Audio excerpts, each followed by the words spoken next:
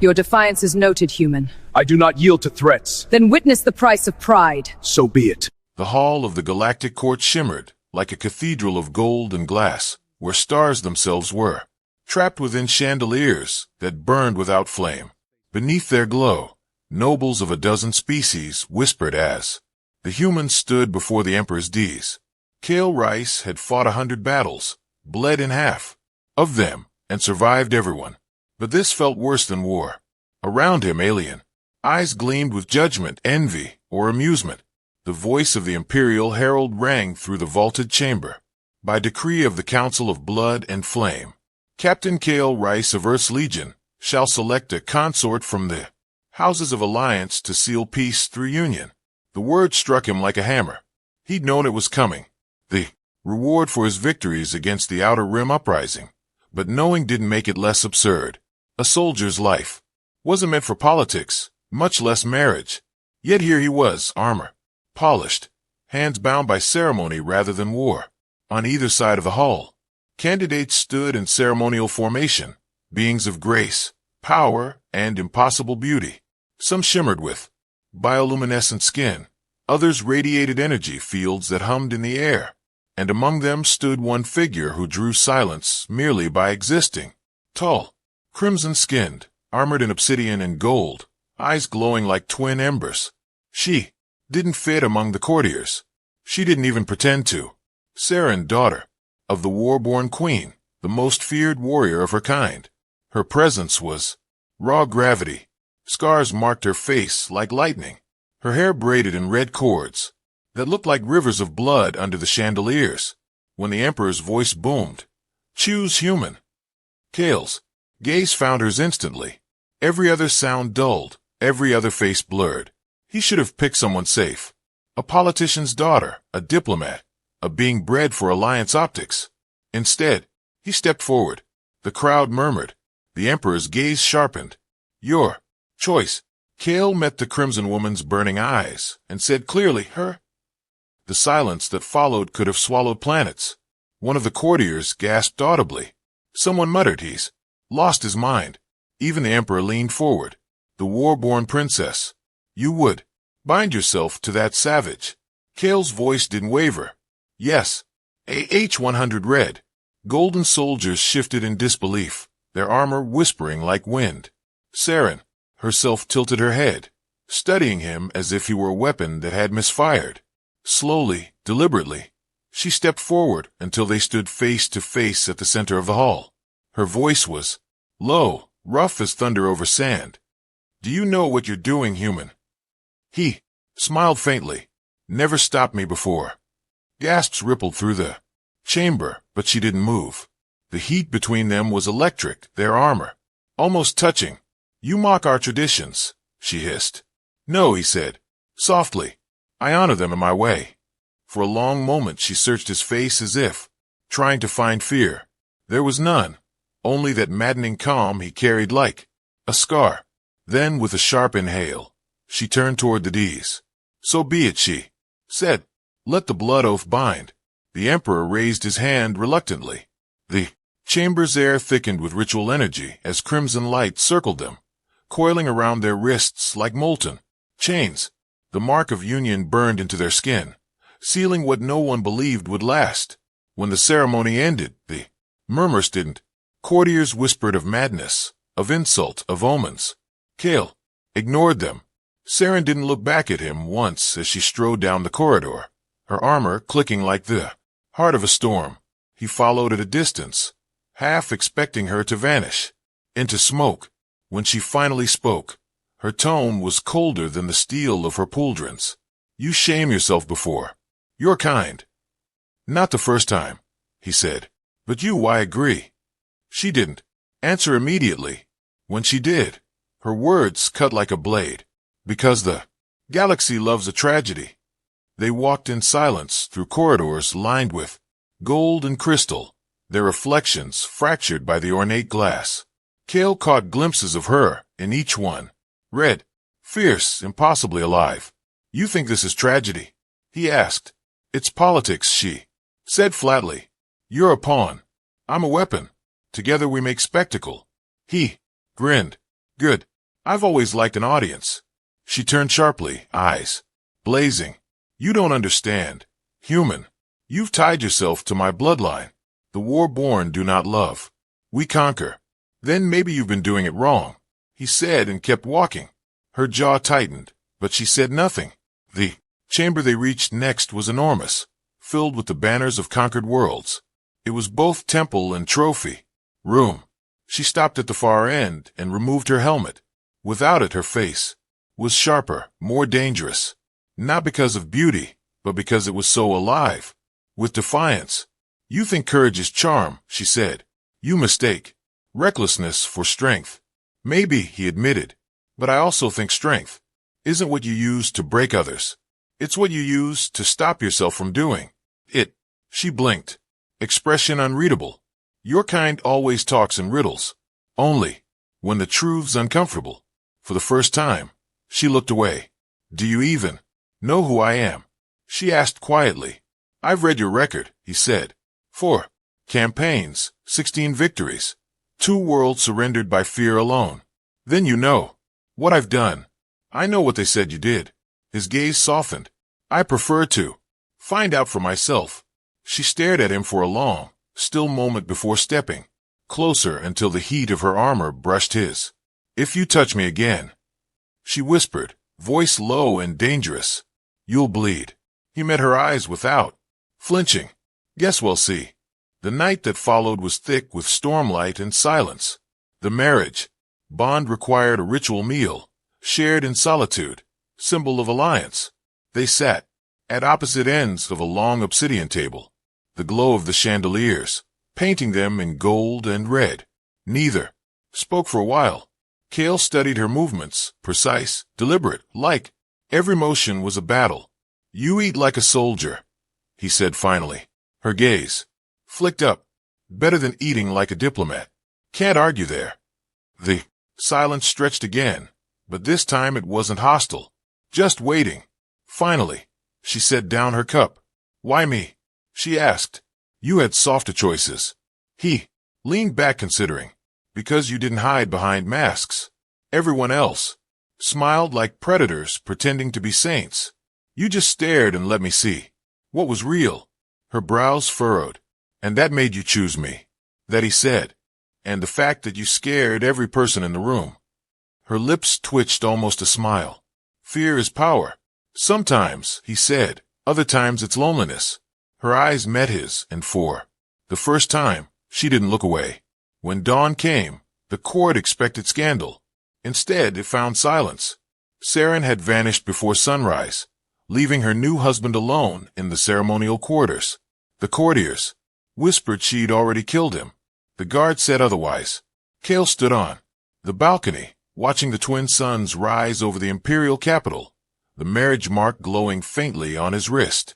He smiled faintly. See you soon, wife, he murmured.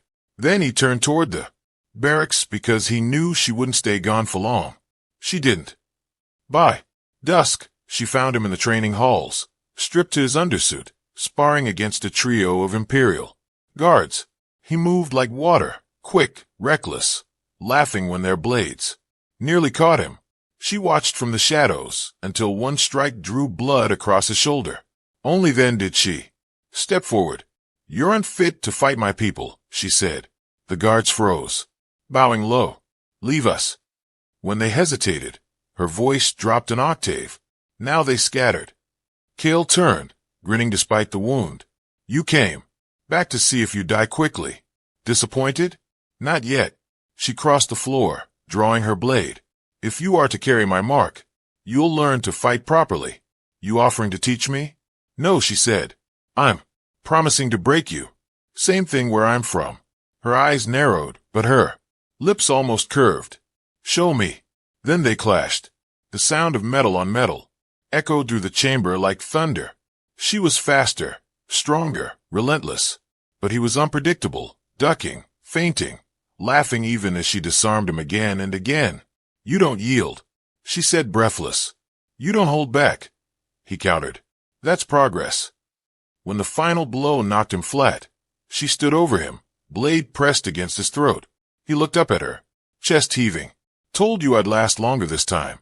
Her expression flickered, between fury and something softer. You're impossible. You say that like it's a compliment. The tension between them shifted. No longer battle, not yet. Peace. Slowly, she lowered the blade. You learn quickly, she said. You teach. Well, I wasn't trying to. Exactly. He smiled. Then maybe we're finally getting somewhere. Outside, the twin suns dipped below the horizon, and the palace lights rose like stars being born. Neither of them spoke as the last echoes of their fight faded. But when she turned to leave, he said quietly, You don't scare me, Saren. She paused at the doorway, her silhouette framed by gold light. You should. Maybe, he said. But you don't. She looked back once, eyes glowing like coals in the dark. Then maybe I chose wrong, she murmured. He smiled. Or maybe you didn't. And though neither would admit it, that was the first night they both stopped feeling alone. The weeks that followed were a strange sort of war, not of armies or planets, but of wills, glances, and unspoken challenges. Every morning, the great training hall of the imperial citadel rang with the clash of steel and the thud of impact between human and Warren. Kale learned the rhythms of her people's combat the way a poet learns silence through bruises, breath, and persistence. Saren never went easy on him. She fought like she lived, without hesitation, without apology. Her strikes came like storms, her words sharper than the blades they crossed. And yet, beneath every insult, there was something else, something that sounded dangerously like respect. Again, she commanded, her crimson skin gleaming under the torch light. Kale groaned, rolling to his feet, sweat soaking through his undersuit. You planning to kill me? Or just maim me artistically? She tilted her head. You think art has mercy. I was hoping your sense of humor did. She struck without warning, forcing him to parry mid-sentence. He barely managed to deflect her blow, the clang echoing through the hall. She smirked, fangs flashing. You talk too much. I fight better that way. He shot back. Keeps my heart rate up. She lunged again, faster this time, her claws glinting like molten gold. Their blades met in a shower of sparks. For a moment, neither moved, locked in the press of will against will. You learn quickly, she murmured, faster than most of your kind. He grinned through gritted teeth. That a compliment? It's a warning. She twisted, disarming him with a clean flick of her wrist. His sword clattered across the floor. He didn't hesitate, lunging forward, catching her arm and using her momentum to spin them both. They crashed hard, her armored weight slamming into his chest. For an instant, her face hovered inches from his. Her eyes glowed like forges, her breath hot and furious. Touch me again, human, and you'll drink my blood, he said softly. Heard that one before. Her expression froze, torn between fury and laughter. Then she pushed herself off him, turning away. You're insufferable, and yet you keep inviting me back, because you refuse to quit. He stood, retrieving his blade. That's called marriage, I think. She stopped mid-step, shoulders tensing. You mock sacred vows. No, he said quietly. I'm trying to understand them. That silenced her. When she finally turned back, there was no anger in her face, only something far heavier. Among my people, she said, marriage is a bond of strength. We test one another, not to wound, but to endure. The weak do not wed. Then we're perfect, he said. I've been stubborn my whole life. Her lips twitched, a ghost of a smile. Later that night, he found her on the citadel's upper terrace, standing beneath the twin moons. The city below gleamed like veins of light across the planet's surface. You always this dramatic after training? He asked. She didn't turn. You always this irritating after surviving? He chuckled, stepping beside her. Keeps life interesting. Your life shouldn't depend on humor. It keeps me sane. Humans, she muttered, shaking her head. You burn fast. You fade faster. Maybe, he said softly, but at least we light up the dark before we do. She looked at him, then really looked. The wind tugged at her crimson braids, the light from the moons etching gold across her face. "You should hate me," she said quietly. "My people slaughtered yours during the Rim War. And yet here we are," he said. "You think I can forgive that?" "No," he said, "but maybe you can outgrow it." Her eyes narrowed, unreadable. "You speak as though you've done it." "I've had to," he said. "Hate's heavy armor. It slows you down." For a heartbeat, neither spoke. The night hummed between them. Then she turned back to the horizon. "You're a fool." "Probably," he said, "but I'm your fool now." The following day, word of unrest spread through the court. The war-born nobles, the old blood, saw their union as insult, a delusion of power. Rumors whispered of plots, challenges, duels. When Kale entered the throne chamber, the air was thick with tension. The emperor sat at the dais, expression carved from stone, while Saren stood beside him, arms crossed, her eyes like carved garnet. "Captain Rice," the emperor said, voice carrying over the murmurs, "there are accusations that you dishonor this alliance by refusing to submit to Waran law." Kale met his gaze evenly. "I follow honor, not fear. And yet, fear keeps men alive. So does trust," Kale replied. The crowd erupted in murmurs. The emperor's eyes narrowed. "You speak boldly." "Truth doesn't whisper well," Kale said. Someone in the crowd hissed, "Arrogant ape." Saren's gaze snapped toward the voice. In a blur, she drew her sword and hurled it, embedding the blade inches from the offender's throat.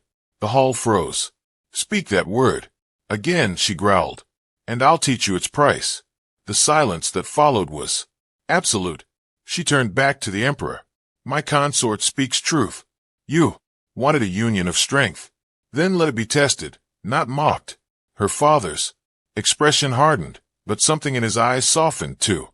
"So you defend him," he said quietly. "You who would have slain 10 of his kind a year ago."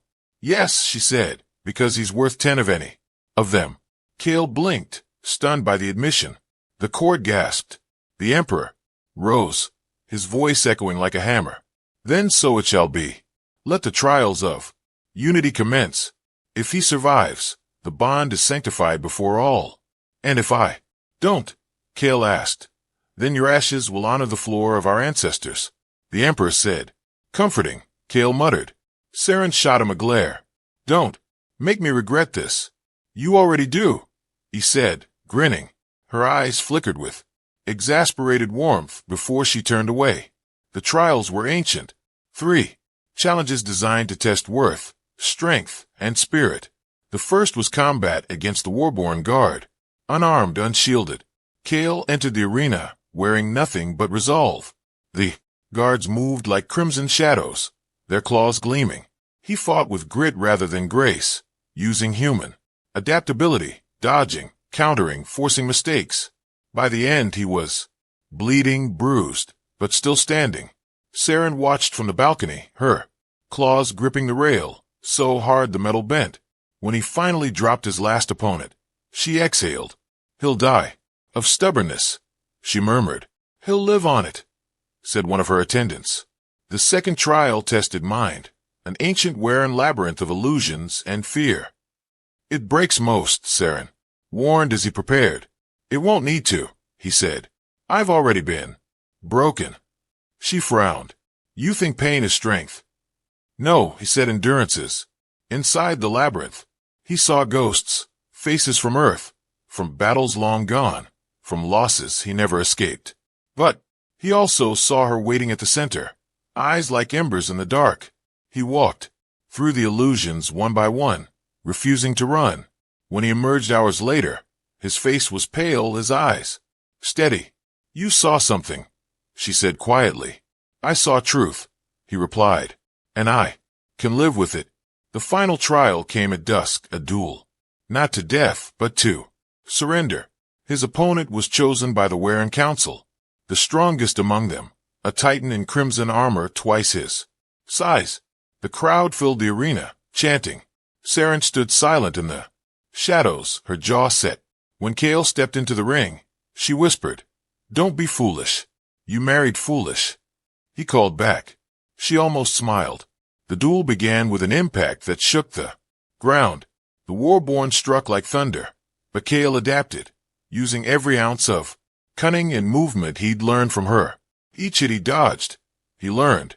Each wound he took, he turned into rhythm. When the final blow came, he ducked under it and drove the hilt of his sword against the opponent's chest plate, forcing the giant to kneel. The arena fell silent. He could have ended it, but instead he stepped back, lowering his weapon. Yield, he said. The Warbur warrior hesitated, then slammed his fist against his chest and bowed. Ye! The crowd erupted. Saren exhaled a shaky breath she didn't know she'd been holding. When Kale looked up at her, she was already moving. She met him at the center of the ring, her armor gleaming under the dying light. You're either the bravest man I've met, she said softly, or the dumbest. Can't I be both? He asked. Apparently. That night, the Emperor himself presided over the feast. The trials are complete, he declared. By blood and flame, the bond is proven. Let no one question it again. The hall thundered with applause. Kale glanced at Saren, who sat beside him, posture rigid but eyes softer than ever. Still think it's a tragedy? He asked quietly. Oh, it will be, she said. But maybe not ours, he laughed, and for the first time she didn't scowl. Later, when the hall emptied and the torches dimmed, they stood alone in the garden of black glass and silver blossoms. You fought well, she said. You worried, he countered. I observed. You paced. Silence, he grinned. You're welcome. She sighed, but there was laughter buried in it. You made me question too. Many things. Good. That's how progress starts. She looked at him then, and something shifted in her gaze. Something fragile, unguarded. You could have died, she whispered. Would have been worth it, he said. Don't say that, she murmured. Not to me. He stepped closer, close enough to feel the warmth radiating off her armor. Then tell me why not.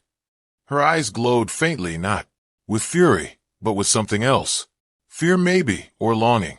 Because, she said, quietly, I'm tired of being alone. The words hung between them, soft as breath. He reached up, touching the mark on his wrist that matched hers, then stopped. Being. For the first time since they met, she didn't pull away. The night swallowed their words, leaving only the faint hum of starlight and the slow, steady rhythm of two hearts that had finally learned to beat in time. The dawn after the trials was quieter than anyone expected. No drums, no horns, no proclamations, only the slow, steady sound of a fortress breathing again after centuries of war. The crimson banners that once symbolized dominance now hung side by side with the silver standard of Earth's Legion, two emblems that had never before shared the same wind. Kale stood on the balcony of his new quarters, shirtless and scarred, watching the twin suns rise over the gilded city. Below, the courtiers moved like insects, whispering about him and the war-born bride who had defied them all. He didn't mind the gossip. He'd learned long ago that history always starts as rumor. Behind him, the door hissed open. You wake early for a man who bled half his weight yesterday, Saren said, stepping into the light. She was out of armor for once, wearing a sleeveless training garb that shimmered faintly with embedded scales. Her crimson skin glowed against the morning's pale gold. He smiled. Habit. Soldiers don't sleep well after victory. Victory? She echoed, crossing her arms. You barely survived. That counts. She shook her head, but there was no venom in it. You bled for spectacle, not for reason. You think the crowd would have cheered for reason? They cheered because they love blood. Then I gave them what they love. Now maybe they'll listen to what they need. She tilted her head. And what is that, husband? He turned to face her, his grin softening. Hope. The word made her blink as if she hadn't heard it in years. Hope is fragile. So are stars, he said. Doesn't stop them from burning. She studied him in silence, the light catching the faint scar that cut across his jaw. You speak like a poet, but you bleed like a soldier. I multitask. She almost smiled. You confuse me. Good, he said. Means I'm doing something right. Her eyes flickered, uncertain. My people think confusion is weakness. My people think certainty is death. He replied. Maybe that's why we survive longer than we should. A knock interrupted them. An aide bowed low. War Lady Captain, urgent message from the Frontier Relay. Saren frowned. Speak. The Scourge fleets have broken the ceasefire. They've invaded the border colonies. Kale's expression hardened. How many systems? 3 already. The Council calls for mobilization. Saren's jaw tightened. The Warren will march and Earth's Legion will follow. Kale added. The aide hesitated. The Council forbids human deployment. Saren's eyes flared. They forbid my consort. They fear his influence. The aide said quietly. They say he is unbound by our oaths. Then they can fear me too. She snapped. Prepare the fleet. The aide bowed and fled. Kale raised an eyebrow. Was that affection? Defiance. She corrected. You inspire bad habits. I'll take it. She glanced at him. Sideways. You truly intend to fight? You expected otherwise? You've already proven yourself. So, you think war stopped for certificates? She sighed, muttering in her native tongue. You'll be the death of me. You keep saying that, he said, reaching for his jacket. But so far, I've made you stronger. She paused, then gave a low laugh. Rough and unexpected. Careful, human. My people fall in love through battle. Guess I'm halfway there then. Not even close, she said, but her eyes didn't match her words. By nightfall, the war drums echoed again. The Warren fleets launched from the Spire docks. Massive living ships plated in golden bone, their engines pulsing like hearts. Kale stood beside Saren on the command deck of her flagship, the Blood's Pride, watching the stars stretch into streaks as they jumped into hyperspace. Beautiful, he murmured. They were built for terror, she said. Still beautiful, he replied. Even weapons can be art. She glanced at him. You see beauty everywhere, don't you? That's why I'm still alive. Or why you'll die smiling. Either way, he said, makes a good story. The bridge thrummed with motion as the fleet approached the first contested world, a mining colony. Stripped bare by the Scourge, the enemy ships loomed ahead, insectoid constructs dripping with plasma vents, their hulls shimmering with dark energy. They outnumber us 3-1, her lieutenant warned. Saren's lips curved. Then it's a fair fight. You always say that, Kale muttered. And you always survive it. She shot back. He grinned. Let's not ruin the streak. She gave the order to engage. The battle was chaos, light, and thunder tearing across the void. The Warren ships moved with predatory grace, diving through plasma storms, firing golden lances that carved through the Scourge swarms. Kale manned the auxiliary command, directing Earth's strike wing through neural uplink. His voice cut through the static. Squad 3 break formation hit. Their tail vents. Explosions flared. Saren's voice joined his across the channel. Calm and lethal. Blood's Pride. Focus all forward batteries on the flagship spine. The ship's hull sang under recoil as a volley of golden plasma speared through the Scourge.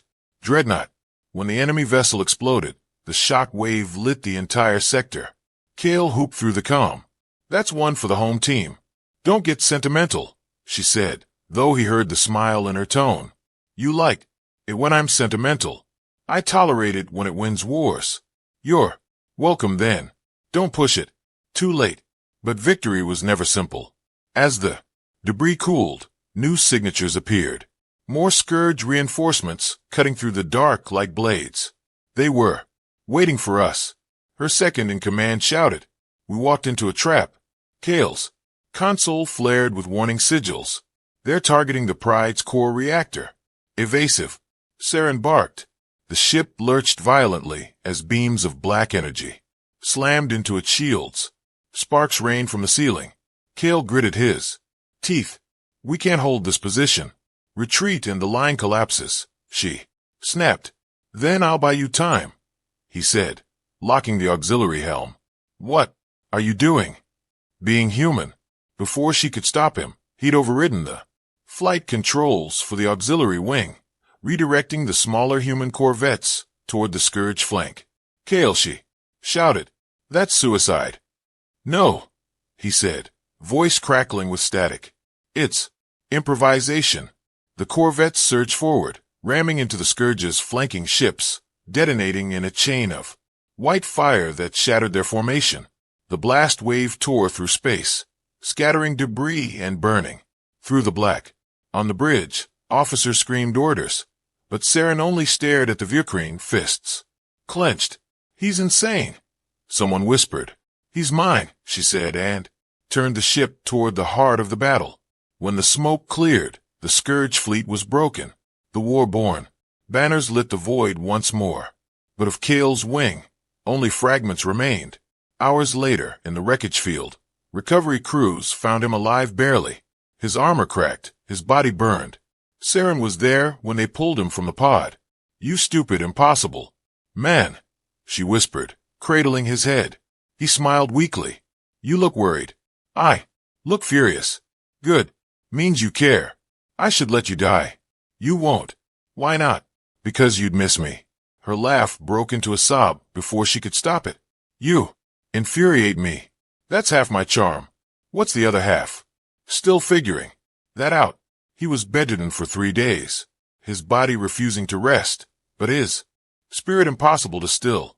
She sat by his bedside through every hour, pretending she wasn't watching him. Breathe.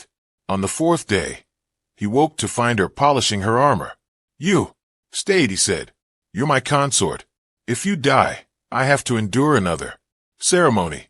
I hate ceremonies, so this is mercy. Efficiency. Sounds like affection. Sounds like you're still delirious. He smiled faintly. If you're going to lie, at least make it poetic.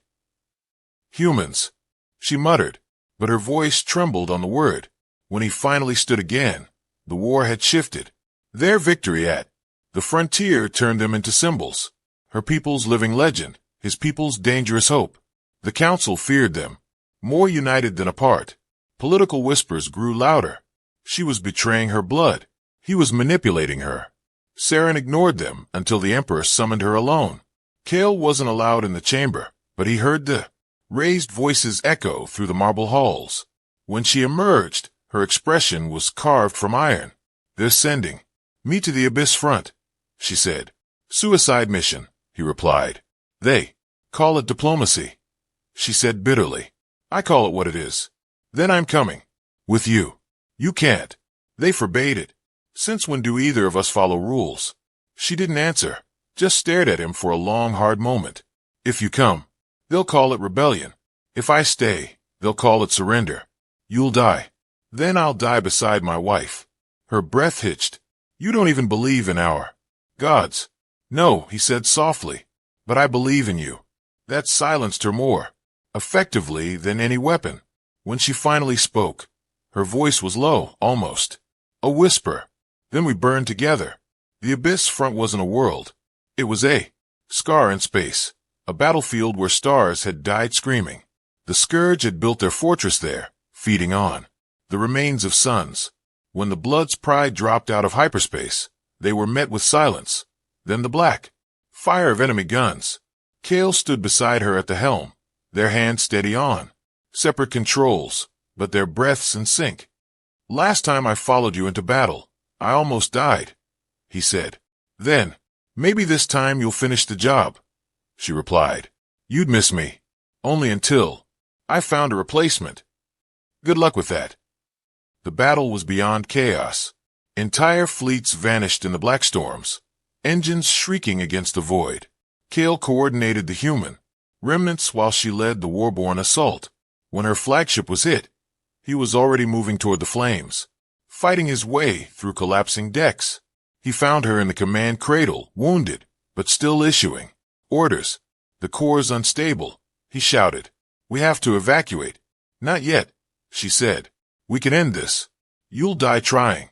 Then I'll die winning together or not at all, he said, grabbing her arm. She stared at him, fury and love colliding in her gaze. Fine, she said. Together.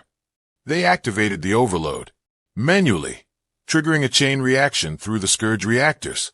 The explosion consumed half the sector, erasing the enemy stronghold in a storm of white fire. When it was over, The Warren and humans had won, but the pride was gone. Its wreckage adrift in the quiet aftermath. Rescue ships found them hours later, unconscious but alive, bound together by the crimson mark on their wrists that still glowed faintly through the soot. The legend of the human who chose the fiercest alien woman spread across both empires like wildfire. And somewhere deep in recovery, when Cale finally opened his eyes, she was there again, scarred, weary, radiant. Still alive, she whispered. "You sound disappointed." "I was practicing my eulogy. Better keep it handy. You'll need it before I do." She smirked faintly. "You never stop tempting fate." "It's jealous," he murmured. "Keeps chasing me. One day it'll catch you." "Maybe," he said softly. "But not today." The victory at the Abyss front changed everything. Not just for the Warborn or humanity, but for the fragile empire that had built its peace upon fear. Across the systems, banners of both worlds flew side by side. Miners on the edge colonies carved their names into the stone of newly freed worlds. Soldiers whispered their story around campfires, how a human had stood beside a queen of war and lit the dark with defiance. But in the high courts of the capital, celebration curdled into fear. Power had shifted, and those who thrived on control could not forgive that. Cale knew at the moment they returned. The Emperor's summons came before the wounds on his knuckles had even closed. Saren tried to stop him. "They will not praise you," she said. "They'll measure where to strike." "Let them try," he said. "They've done worse. You think yourself immortal." "No, I just think I've run out of better options." She gave a bitter laugh. "You sound like a Warren already. Coming from you, I'll take that as flattery." Her hand lingered on his wrist, the mark of their bond still faintly glowing. "Don't give them what they want," she said softly. "Don't let them make you their monster." He smiled faintly. "If I'm anyone's monster, it's yours." The imperial chamber was colder than before, stripped of its gold warmth and filled with the polished silence of politics. The Emperor sat upon his throne, ancient and motionless, his eyes sharp as carved obsidian. Counselors lined the steps like carrying birds. "Captain Rice," the Emperor began, "or should I say, consort to our world." Cale inclined his head slightly. "Whichever keeps me from the gallows." "Your Majesty." The court rippled with uneasy laughter. The Emperor's gaze didn't waver. "You speak boldly for one who stands accused." "Accused of what?" Cale asked. "Of ambition," the Emperor said. That single word echoed through the hall like thunder. "You unite human and Warren fleets. You speak to both as if you command them. You call for treaties that ignore council oversight. That sounds less like duty and more like rebellion." Cale's jaw tightened. "You can't rebel against survival," he said. "You can if survival threatens power," the Emperor countered. "And power sustains peace." "Peace isn't sustained by fear," Cale said. "It's sustained by trust, by choice." "Choice is a human delusion," the Emperor hissed. "Among the stars, there is only dominance." "Then maybe it's time that changed." Gasps swept the chamber. The Emperor rose slowly, his robes whispering across the marble. "You forget your place, human." Cale met his gaze without flinching. "Maybe it's time you remembered mine." For a heartbeat, the hall froze. Then a voice rang out from the side. Sharp, furious female. "Enough." Saren strode into the chamber, her armor gleaming like molten gold. "You accuse my husband of rebellion, yet it is your fear that breeds it." The Emperor's expression hardened. "You dare interrupt your sovereign. I dare protect what I claim," she said, stepping between them. "You gave me leave to choose my consort. Do you regret your own decree?" "I regret giving you a leash long enough to hang yourself." Their gazes locked. Father and daughter, ruler and warrior. The tension between them crackled like lightning. "The galaxy changes," she said quietly. "Your fear won't stop it." "And what of your love?" he asked, voice dripping with venom. "Will that stop war too?" "It already has," she said. "At least once." For a long moment, silence reigned. Then the Emperor turned away. "Take your husband and go. But remember, daughter, peace bought with rebellion ends in blood." Then we'll make sure it's ours, not yours, she said.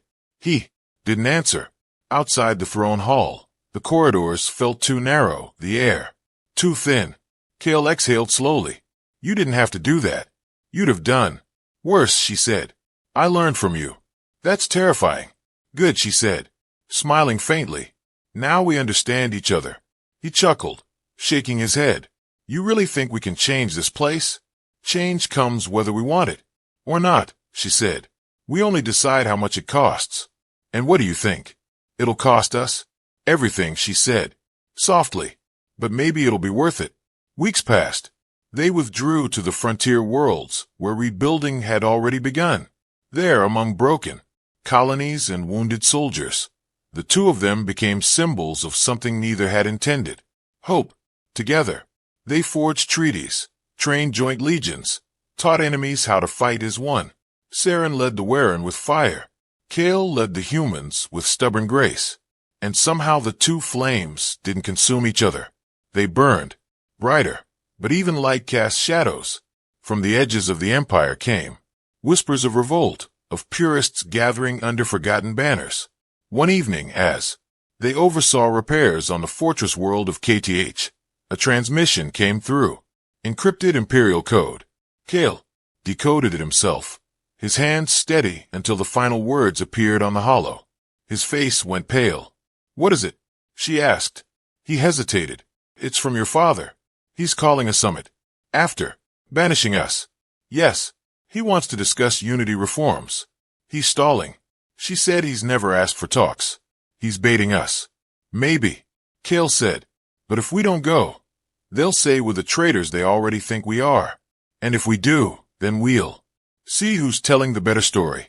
She studied him, her crimson eyes searching. His face. You'd walk into the lion's den for words. You'd walk into war for pride, he said. We both idiots. Agreed. She sighed. Then we go together. Always. He said. The imperial citadel was colder than they remembered. Gone were the chants and banners. Only silent guards lined the marble halls. The emperor awaited them in a dim chamber lit by a single star lamp. You came, he said. I thought pride would keep you away. We came for truth, Kale said. Then, let it be spoken. The emperor gestured to the hollow table where tactical displays flickered to life. The scourge are not finished, he said. Their remnants regroup in the dark sectors. They will strike again. We must unify command. You mean seize it, Kale said. Your words, not mine. You want my armies, Saren said coldly. You want his legend, the emperor replied. Together, you frighten the council. Separate, you are manageable. Her eyes narrowed. You mean to divide us? To save you, he said. He is mortal. Saren, his kind burns bright and dies fast. When he falls, your people will turn on themselves. Let me spare you that grief. Kale stepped forward, voice like steel. You talk about mercy while holding a knife. And you talk about love, as though it outlives flesh, the emperor said softly. It does, Kale said. If it's real. For a long moment, they stood locked in silence. Then the emperor sighed. So be it. You've chosen your path. The sound that followed was too fast for thought. A whisper of motion, a flicker of light. The emperor's guard drew weapons. Kale moved first, shoving Saren aside as the shot tore through the air. Pain flared white-hot across his chest. He hit the floor hard, the world spinning. She was on him. Instantly, roaring words in her native tongue, tearing through soldiers like a storm of crimson fury. The chamber erupted in chaos. When the smoke cleared, she was kneeling over him, her armor streaked with blood, some his, some theirs. You fool, she hissed. I told you not to give them what they want. You talk too much. He rasped, blood flecking his lips. Don't you dare. Die, she said. You'd win too easily, he murmured.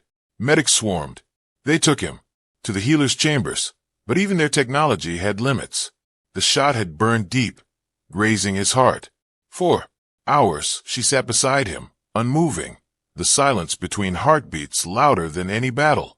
When his eyes finally opened, weak but alive, She exhaled a sound halfway between relief and fury. You're impossible, she said. You say that a lot, he whispered. Because it's always true. You cried, he teased weakly. No liar. Silence. She leaned closer, eyes glowing softly. Rest. You've done enough damage for one day. Can't, he said faintly. Still have to annoy you. Later, she said and brushed her claws gently against his cheek. He healed slowly. Too slowly. But time wasn't idle. The Emperor's wound ran deeper than the one he dealt. It fractured the council. Civil unrest spread through the core worlds. Rumors said the human consort had died. Rumors said the war-born queen had taken the throne. The truth was somewhere between. Saren stayed by his side until he could stand again. But when he did, the fire in her eyes had changed. He won't. Stop, she said. Your father power never does. He'll burn the galaxy before he lets it move forward. Then we'll stop him, Kale said. Together, she hesitated. And if together isn't enough, then we'll make it be. The rebellion began quietly. Messages, alliances, promises whispered in shadow. Soldiers who'd once sworn to the Emperor now followed the banner of unity, the sigil of two intertwined marks. As fleets mobilized, Kale stood beside her on the command platform, gaze steady. This wasn't what I imagined when I said I wanted a wife, he said. Regrets, she asked. Only that we didn't meet sooner. We'd have killed each other. Probably, he said, smiling faintly. Still worth it. You're a fool, she said. But her voice broke halfway through. The first strike came at dawn. The Emperor's forces clashed with theirs in orbit over the twin moons. The sky burned red with plasma fire, and the cities below shook under orbital bombardment. In the chaos, Kale led a ground assault while she commanded the fleet. Every communication between them was a thread of shared defiance. Short, sharp, necessary. Hold the line, she barked through static. Always do, he replied. Don't get yourself killed. That's your job. Not this time, he said. We both make it home. The battle raged for 3 days. On the 4th, the Emperor's flagship descended into the atmosphere, a declaration of personal war. Saren met it in the sky, her ship a burning comet. When she breached the hull, she found her father waiting in the throne room, blade drawn. So it ends, he said. So it begins, she replied. Their duel tore through the ship, each strike echoing like thunder. Kale's forces fought below, pushing through enemy lines toward the ship's heart. By the time he reached the upper deck, both warriors were bleeding, their blades locked in stalemate. Saren, he shouted. She turned just as the Emperor struck again, driving her to her knees. Without hesitation, Kale charged forward, slamming into the Emperor with a roar. The three of them crashed against the burning D's, metal shrieking beneath their weight. The Emperor's sword sliced across Kale's shoulder, drawing blood. You'd die for her. The old ruler spat. I'd live for her. Kale growled, driving his fist into the Emperor's chest. The blow cracked armor, but the Emperor's counterstrike sent him sprawling. Saren rose, fury igniting her eyes. You'll not touch him again, she hissed. You think love makes you strong. The Emperor sneered. It makes me human, she said, and drove her blade through his heart. Silence filled the chamber. The Emperor staggered, eyes wide, then fell. The glow of the ship's core flared, unstable. Kale reached for her hand. We have to go. No, she said, shaking her head. The core's overloading. Someone has to stabilize it. Then we do it together. Kale. Together, he said, firmly. She met his gaze, then nodded. Together. They turned toward the reactor. As the ship began to crumble around them, the light swallowed everything. Silence. Endless and bright. The explosion had ripped the sky open, swallowing sound, motion, even thought. When Kale awoke, there was nothing but the distant hum of failing power conduits and the ache in his bones. His vision swam before it sharpened, twisted. Metal, fractured light, and Saren lying a few meters away. Her armor cracked, her face pale under the soot. He crawled toward her, dragging his leg through debris, his breath ragged. Hey, he whispered, voice trembling. You still with me? She stirred weakly, her eyes flickering open, molten gold dimmed but alive. You never listen, she rasped. He laughed, though it came out broken. You married me. Your fault. The ship was dying around them, each groan of the hull a countdown to oblivion. Through the shattered viewport, the wreck hung above the capital, burning like a second sun. Below, the world trembled under the Emperor's fall, armies scattering, citizens crying out in confusion. Kale reached for her hand. We have to move. I can't, she said. He glanced at the armor sealing her leg and saw the shard of metal lodged deep. Yes, you can, he said firmly. You fought gods. A piece of steel won't stop you. Her lips twitched. You're infuriating. Good, he said, gripping her tighter. That's our thing. Piece by piece, he lifted the wreckage, pinning her. The heat scorched his palms, but he didn't stop. Don't you dare die now, he muttered. We still owe the universe an argument. And if it doesn't listen, we yell louder. He freed her leg with a sharp jerk, earning a strangled hiss of pain. Told you. He said nothing's impossible. She looked at him, really looked, and for the first time, the wall behind her eyes cracked. Kale, she said softly, if I die here, promise me something. No promise. I said no. You stubborn fool. Takes one to love one, he said, hauling her onto his shoulder. They limped through the collapsing corridors, the red glow of emergency lights flickering like heartbeat. The ship groaned and tilted, gravity faltering. Somewhere deep below, the core screamed its final warning. Almost. There, he panted. Escape pods ahead. There's only one functional, she said, scanning the flickering readouts. Then we share it. It won't hold both. It'll hold us, he said. It has to. She smiled faintly through the pain. Your optimism is exhausting. That's marriage. No, she whispered, leaning against him. That's love.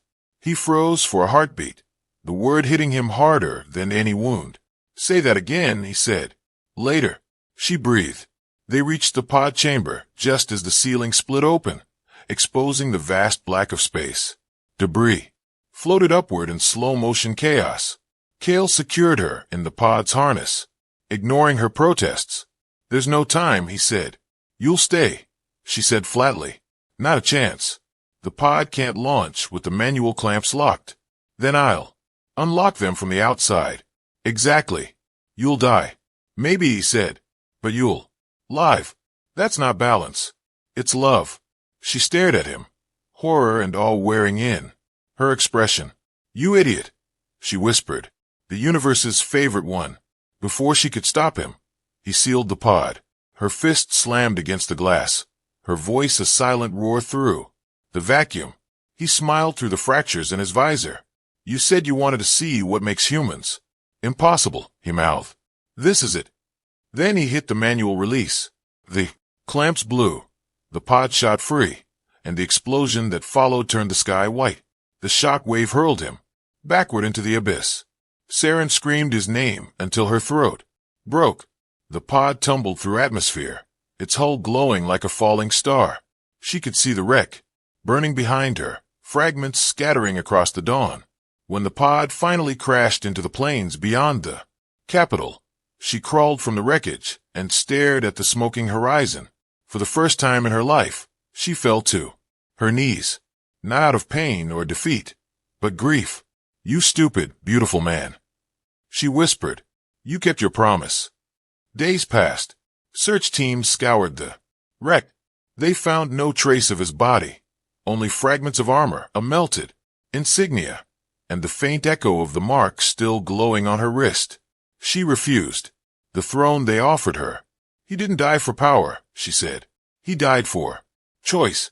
If I rule, it will be through that. The Warren Council resisted. The humans argued, but she had inherited something from him they didn't understand. Persistence. She rebuilt the fleets, but this time not for conquest. Every banner bore two colors now, crimson and blue. Every oath ended the same, for unity, for the impossible. A year later, in the rebuilt capital, She stood on the same balcony where he once joked about stars. The city below had changed. Children of both species played in the plazas. Merchants traded without fear. The old songs of war were replaced with hymns of exploration. You'd hate the speeches, she said quietly to the wind. Too sentimental. She looked down at her wrist at the mark that still pulsed faintly under her skin. But you'd love the arguments we're still having. The faintest smile touched her lips. You always did. Then the transmission came. Weak, broken, filtered through static, but human. The voice was distorted, low, barely a whisper. If you're hearing this. The blood drained from her face. Kale, she breathed. The message continued. Don't rebuild the war. Build the bridge always together. The signal cut out. She gripped the railing until the metal bent. You impossible fool, she said, tears burning her eyes. You couldn't even die properly. But beneath her anger, something brighter sparked. A new mission. She launched the Unity fleet 2 weeks later. Its destination, the far edge of known space, where the abyss front had been swallowed by debris and myth. The expedition became a pilgrimage crewed by humans and Waren alike. For months, they searched wreck after wreck, following faint energy trails and half-buried distress pings. Each night, she stood at the observation deck, staring into the black. You always said stars were just the universe. Remembering itself, she whispered. Then remember him. One morning, the scanners caught something. A life signature, faint but steady, pulsing beneath the frozen debris of the old Emperor's flagship. Her breath caught. Lock coordinates, she ordered. The Unity fleet descended into the ruins, cutting through wreckage that had drifted untouched for a year. When the search drones breached the central core, they found a survival capsule, its stasis field flickering, its occupant barely visible through frost. Human heartbeat detected. She was there when they thought him. He looked older, worn, scarred, but alive. His eyes fluttered, open, confusion and light fighting for dominance. You again, he murmured, his voice a whisper. I was starting to think heaven had claws. She laughed, the sound half sob, half joy. Idiot, she said, touching his face. You left me a message. Did it work? He asked weakly. Everything worked, she said. Except the part where you died. That one's overrated. Don't ever do that again. Can't promise, he said, smiling faintly. It's sort of my thing. The reunion became legend. The man who defied death returned not as a soldier, but as something else. A reminder that even among infinite stars, persistence was its own kind of magic. Together they rebuilt not an empire but a covenant. The Unity Charter they drafted became the foundation of a new age, one that banned conquest, replaced vengeance with exploration, and turned soldiers into architects of peace. The Warborn called it the Era of Two Flames. Humans called it the Age of the Bridge. Years later, long after the last war banner was taken down, they returned to the plains where his pod had fallen. A monument stood there now. Two hands, one human and one warbur, reaching toward each other, never quite touching, but forever trying. They'll tell this story wrong, he said quietly, staring up at it. They'll say I was brave, or you were merciful, or that fate tied it all together. They'll be wrong, she said. It wasn't fate. It was choice. Yours or mine. Ours, she said softly. Always. Ours. He reached out, his fingers brushing hers. Still think I'm impossible more than ever, she said, smiling. Good, he said. Means doing something right. The wind carried their laughter across the plains, where new generations would one day stand and wonder if the stories were true. And somewhere in the light that stretched across the sky, two stars burned side by side, one blue, one red, neither brighter, neither fading, but both alive, because the other existed. And in the silence between worlds, a whisper echoed through the dark. Love doesn't conquer, it endures.